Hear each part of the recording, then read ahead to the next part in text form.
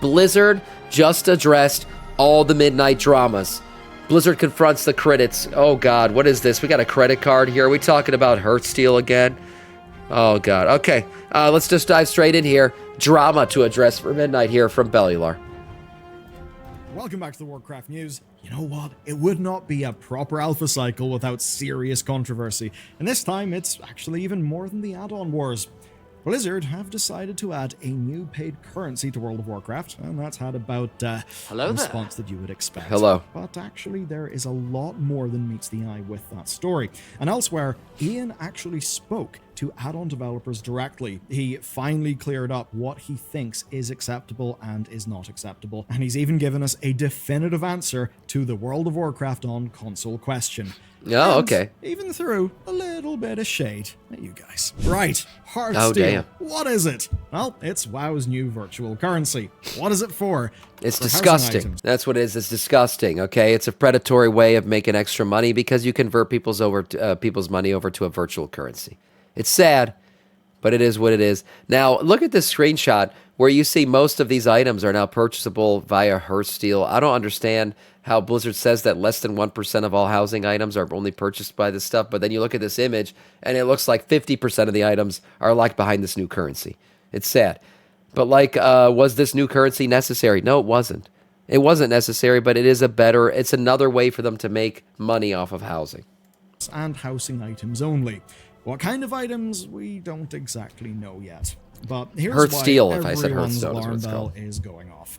Virtual currency is one of the strongest dark patterns that is used in games. And by dark pattern, I mean psychological manipulation that is designed to get you to pay more. Yeah. You see, that's because virtual currencies hide how much you are actually spending. And they'll usually offer discounts for larger packs, so you do actually feel the urge to buy more than you need. Yeah, that's another thing about it. They always get you to buy more than you need. Like, they make the cost of the item 90 Hearthsteel or whatever they're going to call it, and then they only sell it in packs of like 150. So now you got to buy freaking 150 of these things and spend more money than you wanted to spend to get it.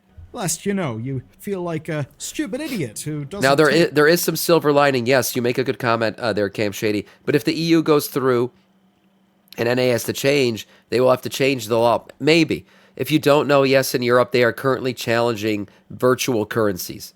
They're saying that this is like a bad practice. It's predatory. This shouldn't be allowed in games. So they want to get rid of virtual currencies in Europe. If it happens, it could spread over to, the Americas and everywhere else, which would be great. Because I do hate virtual currencies. I think it's completely, it's garbage. That's what it is. Just tell me how much the thing costs. If there was any positive light we could shed on the WoW store previously, is that, hey, it was all real money. How much was the long boy? $90. Flat out, that thing cost $90 real dollars. It was not 90, dildo steals. Whatever the fuck they want to call a different currency that they can put on that thing. So that's what we want to keep it. Keep it real money. Let me know how much this thing's going to cost. Let me spend the real money. And also, so kids understand what they're spending too, because that's who this really gets at. This stuff gets at kids a lot, because they don't understand it. They don't see it as real money. They just see it as a V-Bucks, Dad. It's V-Bucks, not real. It is real. The smart, rational deal. And then, of course, with a virtual currency, you've often got leftovers because of how the item prices are designed. So, naturally, you feel like you've wasted a bit. And to avoid wasting, you then may buy a little bit more so that you can spend your wasted currency in something. Now, at first glance, with this coming in, WoW is becoming more aggressively monetized and with blatantly obvious tactics. The kinds of tactics that, by the way, Europe is, getting legally interested in. And obviously, people aren't happy about this. I mean, we looked at the whole thing from Microsoft, too, and the pressure they put on Blizzard to make money off their games. They said they want 30% profit margins off these things. Well, how do you create a profit margin? We got to come up with some kind of new system that people will buy shit for. Well, let's create housing. Oh, great. Okay, we got housing. How are we going to make money? We'll put items on the store. Better yet, we'll put items in the housing shit in the game with a virtual currency to purchase them. It's a triple dip. That's what it is. And it's part of this, I'm sure, this 30% profit revenue that Microsoft wants to see out of all their games. And I think they have got every right to be concerned. But here's where it gets interesting. Blizzard are... All the store shit can be bought with real gold. This is also true, Libor. This is also true. And it was one of, Oh, another silver lining maybe to the stormy cloud that is the WoW stores that you could buy things with real gold. But how are you going to get this Hearthsteel out of the store? Can you convert it over to real money? No, I don't think so. Convert it over to real money, buy a WoW token, you get money out of it, and then buy Hearthsteel. I don't know. You're keeping it in the ecosystem, maybe. I don't understand how that conversion would work, because you're going to have to use real money to buy the Hearthsteel, right? So you explain that to me, how the WoW token to real money conversion works, and then I guess you could use real gold to convert it over, maybe. Actually adamant that they've got good reasons for using it. In their blog post, Still they shit. promise that they are different. For example, they say the ratio of Hearthsteel to real money is fixed. You convert the gold to BNet balance and then buy the Hearthsteel. There you go. You know what's nice about it though, Libor? Your Hearthsteel conversion is going to suck. Probably because it's not real money. Again, so you're going to have to buy packages that don't exactly fit what you want to purchase, rather than just purchasing the thing you want straight up. Right? That's not going to work. So you're going to have to convert your BNet balance and then convert your BNet balance to Hearthsteel, and I'm sure you're going to lose some currency in between. You're going to spend a little bit more than you wanted to. And easy to understand. They say that the item costs are going to be player-friendly Yeah. to minimize leftovers, and they also say that housing items will There's going to be a always conversion loss for available sure. on their own. Basically, so you won't be forced into buying a bundle just to get the one thing that you actually want. And they also say that the store will not sell anything fine. that is core to your race or core to your class, in terms of, its identity, its vibe, or anything that is already existing in Azeroth. Which all does, I guess, sound better.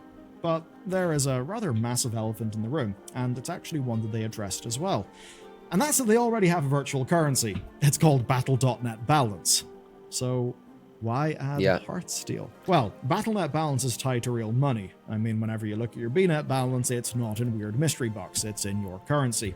And that actually adds loads of legal stipulations. And according to Blizzard, it makes buying housing items a, quote, inefficient, inconvenient, and often tedious process. Oh, come and on. on that, they're not exactly lying. Sure, I'll give them that, because right now, buying items with Battle.net Balance uses the same process as buying something with real money, where you've got to go through the whole store checkout for every individual chair or lamp that you want, which is a pain in the ass for us, but would also change things for Blizzard as well. You see, selling individual items for tiny prices just would not work.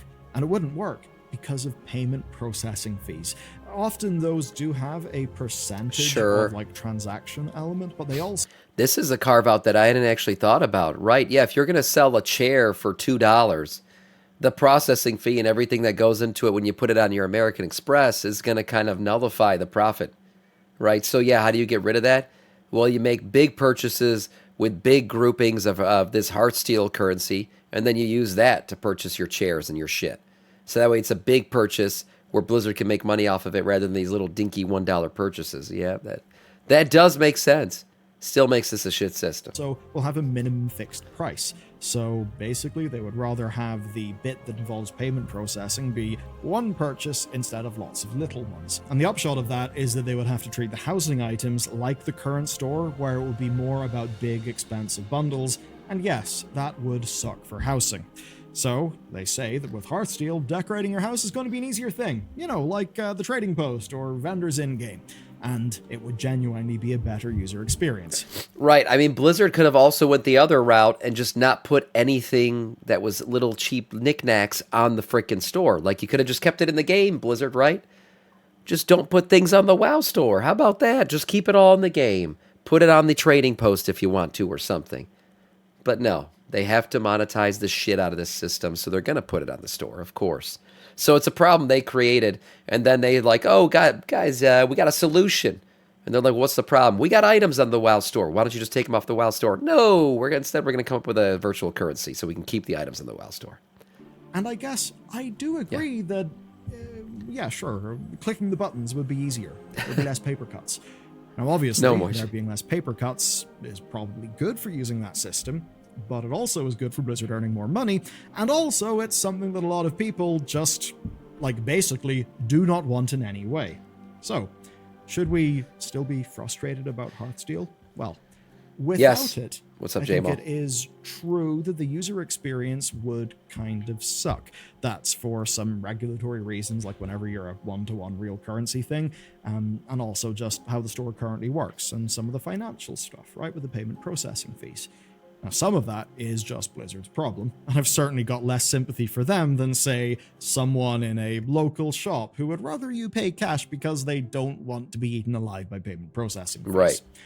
But, there is bad in this because adding it gives Blizzard the power to abuse it. It is a dark pattern. Even if implemented carefully, it will make people spend more money, which is, quite obviously like their end goal. If there were limitations on what Blizzard put on the store because they said, oh, these items are too small to put on the store, we'll just make them trading post items because the cost of the transaction alone is going to nullify, putting this on that is going to be gone, at least for housing items. That's not going to be a thing anymore. And who knows, maybe they open up this currency to the rest of the WoW store eventually, which would also suck because then like I said, it drops that barrier where cheaper items weren't put on the store. It was just kind of like, $20-something or more. Now that's not going to be the case anymher. It's going to be anything could be on here because we got a virtual currency. Just that the more that spending is, which means more things are going to be on there. Money, and the more other little bad patterns come in, well, the worse it is psychologically, and it begins to feel like it's combative with the audience, like it's Blizzard trying to weaponize your psychology to get more money, which certainly is a lot less straightforward than just, hello, we have a video game, it's $15 a month. Yeah. Nice and simple, everyone's incentives are aligned. Whereas in a situation like this, perhaps our incentives are not aligned. Perhaps Blizzard now has a lever that they can pull harder and harder and harder as time goes on. Yep. The question is, will they have the restraint to, yes, do this system which we don't like, but do it in a way that is not typical of the worst of gaming? The question may also be, that's what you worry about. You worry about this being a gateway drug into other virtual currencies. even if Blizzard did have the restraint, would the incentives under which they exist mean that the restraint wouldn't matter because they'll be forced into doing things? There's another question with this, though, which is basically, is this a bit of a rug pull? On that front, I have to say no, this is not a rug pull. They did say that housing would have a paid store element. This is something that we have we knew that. always known about. But while I think a lot of us accepted or knew that there would be a store, For sure. that it has started off looking like a literal free-to-play microtransaction trap is not exactly a public relations win. So Hearthsteel is a double-edged sword. Yes, it does solve some real-world problems, but it does that at a cost. Again, it solves a problem that they created by putting cheap shit on the WoW store. Right? Because they want to hit you with those little transactions over and over again. It's not a problem that existed prior to this. They are creating the problem and then they're giving you a solution. Now, there has been a saving grace here, and that is that Blizzard has been transparent with us. That's the right thing to do, and the reason why being transparent is good is because it actually gives us ammo that we can use against them if they go against what they've said, if they step too far into the more manipulative side of things. Because then that would turn the story away from, oh, grumbly players are grumbling, to, we said we would not do something, then we did it and people have noticed, which I think is a far more compelling narrative for actually effectuating change, should the worst come to pass. And in terms of metrics, Blizzard said that the ratio of mounts available in World of Warcraft to mounts that are on the store should be a good, kind of like, a good number, a good thing to think about when we try to consider how many Hearthsteel paid items there will be versus just regular housing items. Yeah, but the thing about the ratio, right, that's fine. They're right. Like, yes, the vast majority of mounts are earnable in the game versus the store. The problem with it is the unique mounts that show up on the store that never really show up in the game. These unique skeletons, unique looks and everything that don't exist. While you get like a Hawk Strider in the game, right, for Midnight that we've looked at in 17 different color variants, but then you get this completely new skeleton of a Hawk Strider or something in the WoW store that never existed in the game prior to. Yeah, that doesn't feel very good. Like, yes, we got 17 colors of Hawk Striders, but damn it, you put the coolest thing, the thing that you clearly put your love and attention into, and you put a $25 tag on it on the WoW store. That's what you worry about a little bit with the player housing items too. It's like, yeah, we're gonna have 45 different chair variants, but the really cool one that you want is gonna only be store items. That's the one they really worked hard on. Now, what I would say is, Blizzard, I understand what you're trying to do there, and I get the good bit of it, but I'm also not stupid, and I am onto you, because it's a false equivalence. If you take a look at the store amounts, I think you do see that quite often those store amounts are cut above the average quality of amount he's saying what I said. get in the game. And that means that in their blog post, Blizzard have committed to roughly a ratio of paid to non-paid. But they have not committed to quality parity. And going forward, that is the thing I'll be watching like a hawk. On to our next story. This is a good one. So, Addon devs have been a bit furious with Blizzard. You see, on alpha builds, the promises that add-ons will still be able to customize things have sometimes been true, but quite often not really been true at all.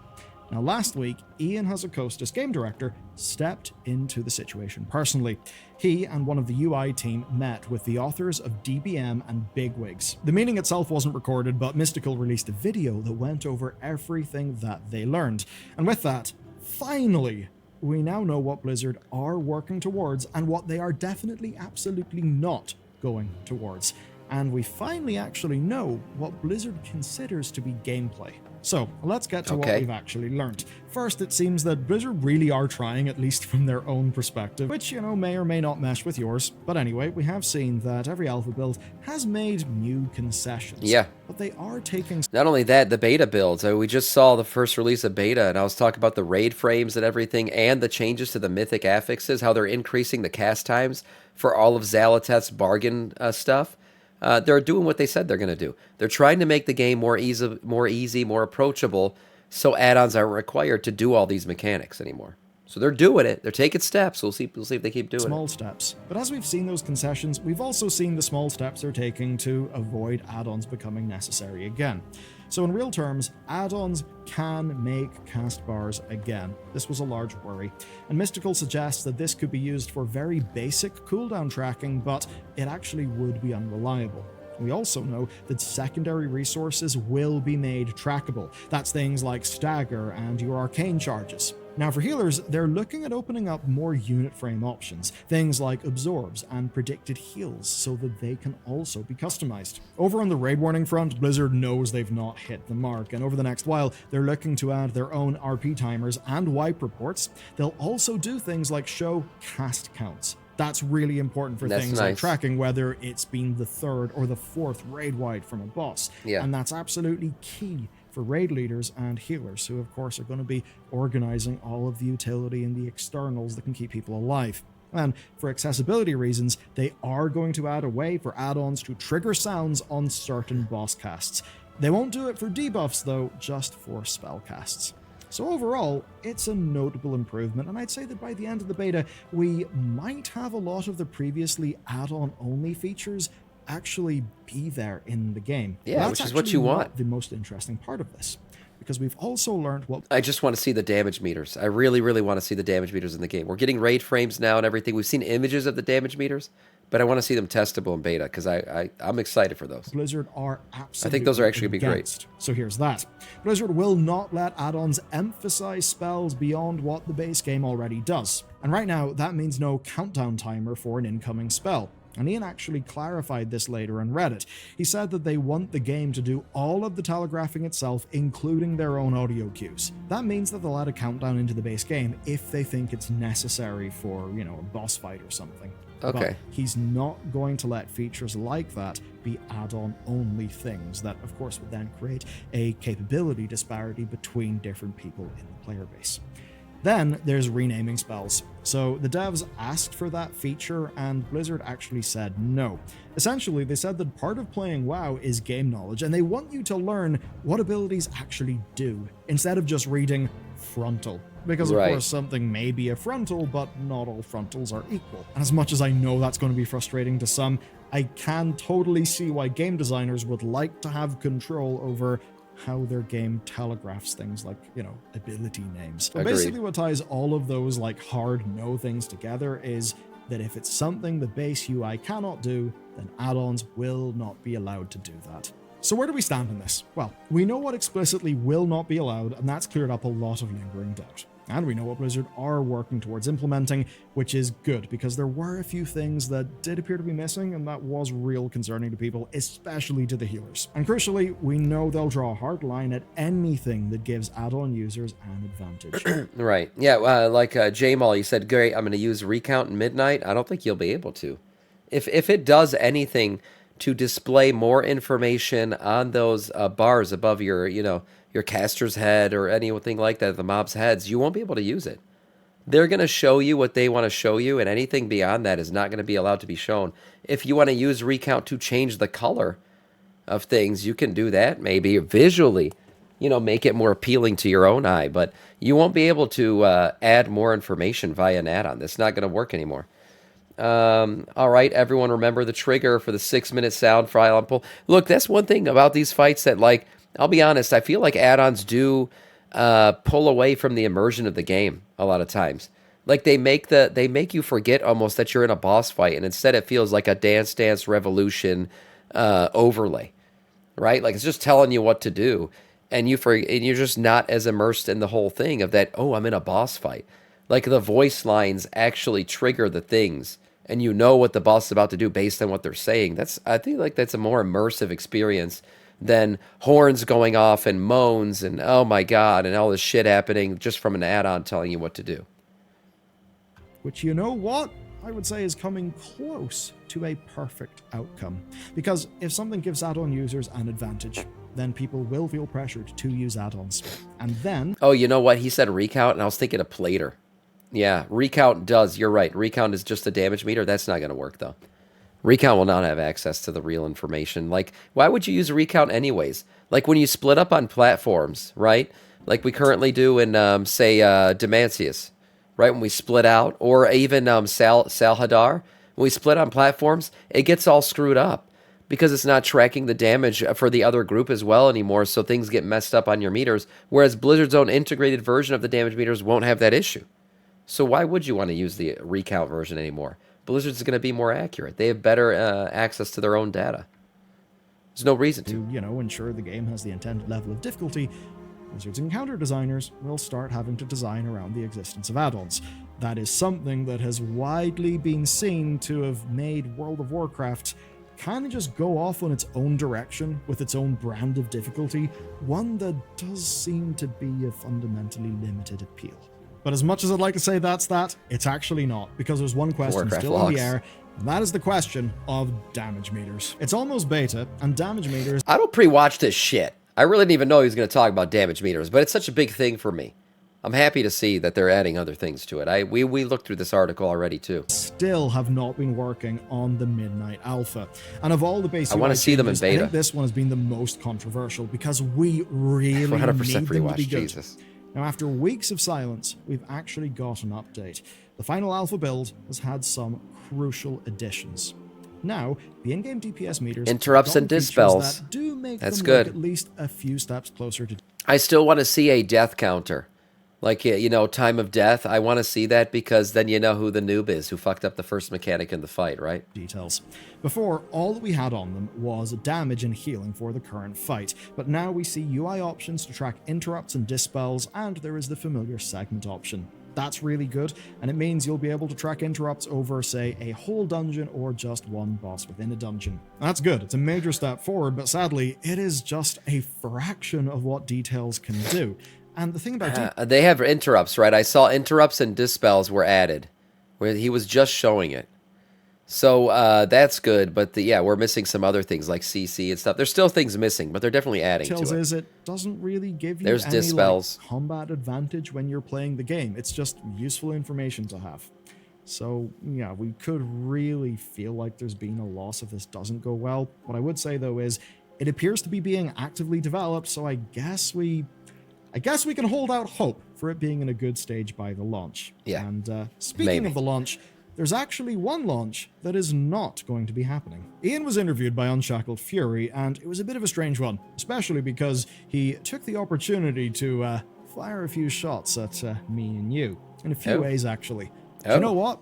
I kind of love it. So, Jez from Windows Central brought up Xbox. Now, we've all been talking about WoW eventually getting a console release, and that's been backed up by Xbox's recent news, and of course, Yeah. Midnight pruning buttons and add-ons. Ian's put it fairly definitively here. He said that if they were doing that, they would have no reason to hide it. So no WoW on console, and right now they are focused on PC. I entirely believe that, but as we covered in last week's news, the next Xbox is just a PC. Yeah, I've talked about this. It's not that they changed WoW to work on Xbox. It's Xbox is changing to work with WoW. You're going to be able to download Steam on this thing, Battle.net launcher. It's a full-bore PC. That's why WoW is going to work on it, not because anything was actually converted to work on it. And controller access has been a thing for a while. Blizzard added that in a while ago. You can play on an Xbox controller right now on your PC. That's not something new. And the new Xbox it can use a keyboard and mouse. So like nothing had to change to make this happen. At least that's what it seems thus far. So, there's really no difference between... It's always been a computer. Yes, it has been, but it's always been locked behind an OS that is isolated and requires, you to buy the virtual games through their store or purchase the disc from the store if you had a disc version of the console. So that's going to be gone. You could download Steam and Battle.net on this thing and just play your licenses that you already have for your PC on your Xbox. Putting your PC under your television and calling it a console. Though if they were to take that seriously, they would need to make something akin to an add-on called console port, but, officially. GTA 6 is delayed for another 15 years. It's years. A little bit pointed, and it's a smart one. So, Ian has been around WoW forever, way back since he was leading raids for Elitist Jerks. Elitist Jerks was a guild, but also like a forum, and on that forum, a lot of WoW's more like cutting-edge theory crafting went on. This is going way, way, way back in the day. But anyway, he does actually know how the community's changed, and that's what he was asked about in the interview. And he said that when he talks to people like you or me about their experience of the game, something curious happens. And I suppose it's maybe more you than me. I hate saying that, but basically, it's because he says he kind of knows what videos people have been watching lately based on what they say. It's kind of my fault. And, everyone else who does... He's not talking about Bellular. He's talking about me reacting to Bellular. That's what people are watching, right? That's what everyone's watching. Nobody actually just watches Bellular. People watch Samiccus watch Bellular. And then people watch... So they're a dude watching a dude who's watching another dude. That's what they're watching. Does vaguely the same thing as me. But, I say fault in a joking way. I think it's more just something about modern media dynamics. Now, to be clear, Ian was not mean about this. It's not like he said, oh, people are just parrots. There's stupid parrots just repeating stuff from stupid influencers. I wonder if cloud-based gaming stuff will work on that too. If it's a piece of software that you can download, I would assume it will. This thing seems like it's just going to be a full-on PC that you just download shit onto. Yeah, so, you could also watch your favorite hentai on it, most likely. No, he did say that it's all still valid feedback. It's just that from his perspective, over time, community opinions have gotten less personal and more driven by what influencers say. And I think that makes a hell of a lot of sense. Because look, the way we consume media has completely changed. Way back in the day, I was listening to Warcraft radio, but the media ecosystem that exists around any game or any topic back then is nowhere near what it is today. This is very true. Now we're able to extend our enjoyment of playing. I remember when WoW was like, oh, we got a pre-patch thing today? Oh my god, and whoa, the loading screen changed. Oh my god, new start screen. Hey, there's an expansion coming out in a couple months. Like, you used to just get this news through the game only. Like, you realize things suddenly happen. You'd log in, class changes were implemented. You had no idea what any of the class changes were, but your class now plays different. Like now, the way data mining works, the way YouTube works, the way the communities, Twitch live streaming and all this other stuff is, yes, there is an entire community built just around news. And then there's a community built around that, built by Samiccus, which siphons the news from everybody else, regurgitates it because I'm a lazy degen who doesn't want to make my own content. Right? I'm just kidding. I do my own news shit too. But you get the point. It's a good one. And it's out there, and it's changed how we, consume our video games, especially games like World of Warcraft. Game into consuming content about that game. And that is something that just did not exist back then in the way which it does now. Barely and true. That does mean that, if there's things that you're feeling and you listen to a video or I listen to a video and the things in that video basically fit how you feel, then yeah, you'll be like, it was pointed out there. And that's what I think. And of course, that video will put attention onto the thing that you feel. And Yeah. maybe give you words to It express happened with Nintendo. how you feel about that thing, which then will mean that from Ian's perspective, stuff from videos is being talked about.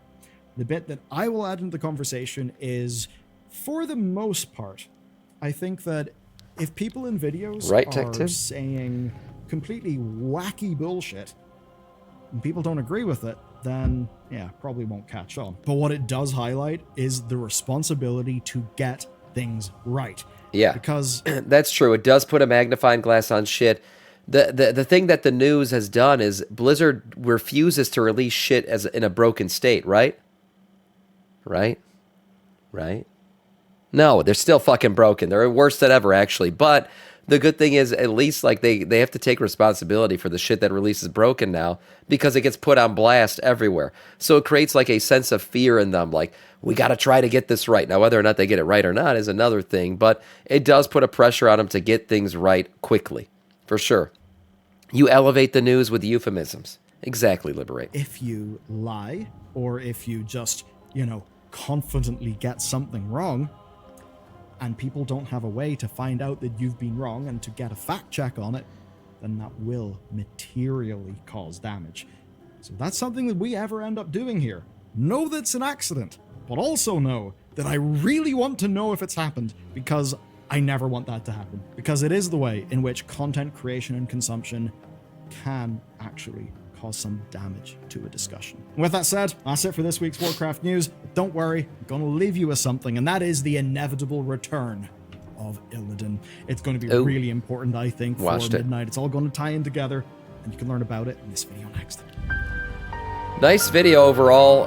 Definitely some interesting points on the add-on stuff, and for sure, lots of stuff about Hearthsteel. I mean, Hearthsteel, it's something we never wanted to see, but I feel like we knew it was freaking coming with player housing, honestly. And then Blizzard's, interaction with the media, interaction with social media, interaction with people who give the news on World of Warcraft. Now, I think it's funny that Bellular thought Blizzard was talking about him when they were clearly talking about me here. I mean, literally, they watched the stream. I just did a double question mark Kai'Veza yesterday. All of a sudden, we got Kai'Veza nerfs announced today. I mean, coincidence? I don't think so. I'm just saying. But overall, a nice video from Bellular, and we'll continue to report on the news here as we always do.